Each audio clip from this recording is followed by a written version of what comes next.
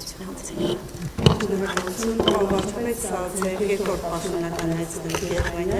Այս այցի ինչպես է գնահատում այս այցը, ինչ կարևոր արդյունքներ կար առանձնացնել, թե նշվեց Հայաստանի և Գերմանիայի միջև վարչակարգի մասին, բայց ինքնին մանրամասնեք ինչ է ենթադրում այն և ինչ ակնկալիքներ կարող են ունենալ այս հաստատվում։ Ես ճիշտն ասած հիշում եմ, որ սա ինձ 4-րդ պաշտոնական այցի մասին է խոսքը, առաջինը 2019 էր։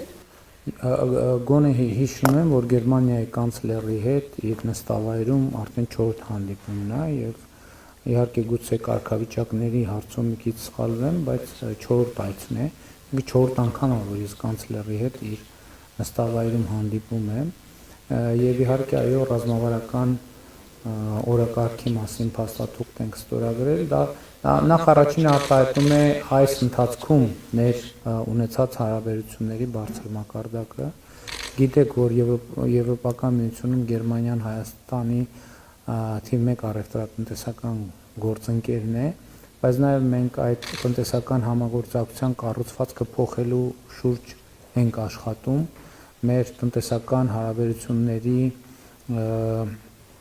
դիվերսիֆիկացիայի օրակարգի շրջանակներում եւ ճիշտն ասած այցի արդյունքներով նաև նոր հորիզոններ են բացվում եւ տեսնում ենք մեծ պոտենցիալ համագործակցության այնպիսի ճյուղերում, որը մեր տնտեսության համար նախկինում չի եղել, զուգահեռ, եթե այսպես ասենք, ավանդական ճյուղերի հետ կապված, մասնավորապես մենք հիմա նաև որոշակի ծրագրեր ենք անում, որպեսզի Եվրամիության դեպի երկրներ Հայաստանի արտադրանքի արտահանման հարցում աջակցեն գործարարներին, վերջերս կառավարությունը մի այդպիսի ծրագիր ընդունեց, որտեղ մենք նաև մաքսային ընթացակարգերի հետ կապված աջակցություն ենք ցուցաբերում արտահանողներին, ովքեր դեպի Եվրամիություն արտահանում կսկսեն։ Գիտեք, շատ լրջանում է նորագույն նոր տեխնոլոգիական լուծումների հետ կապված համագործակցության հնարավորությունը։ Մասնավորապես Համբուրգում մեծ հետաքրքրություն կա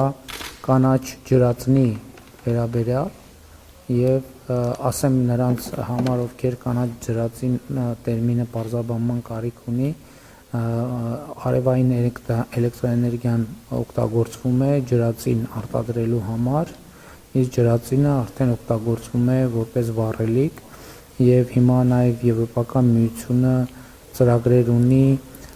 Կենտրոնական Ասիա, Հարավային Կովկաս, կանաչ ջրածնի արտահանման կամ ներմուծման իրենց պարագայում ուղիներ ստեղծել եւ մենք այցի արդյունքներով հասկացանք, որ պետք է շատ մեծ ուշադրություն դարձնենք այս ոլորտին, լավ լուրն այն է, որ դեռ նախորդ տարի կամ գուցե մի քիչ էլ առաջ ես կանաչ ջրածնի արտադրության հարցերը ուսումնասիրելու հարցով աշխատանքային խումբ եմ ստեղծել